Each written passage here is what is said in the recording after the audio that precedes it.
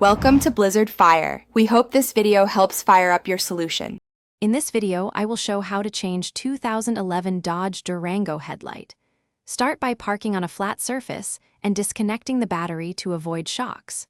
Remove the plastic trim clips and fasteners to access the headlight assembly.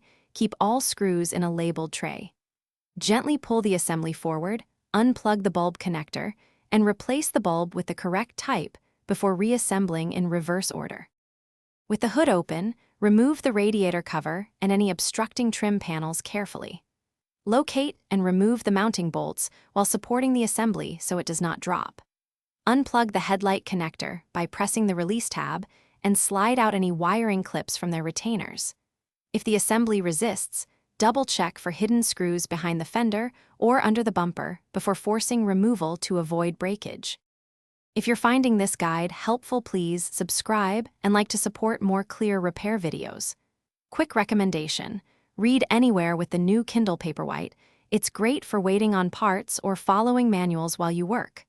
I've linked it and extra deals in the description so you can check prices and accessories.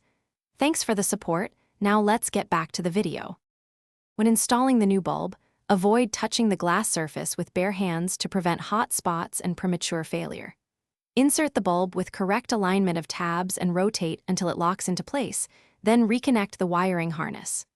Reconnect the battery briefly to test the new headlight, check both low and high beams, and correct aim if necessary.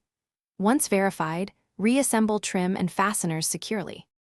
Thanks for watching. If you found this helpful, don't forget to like and subscribe.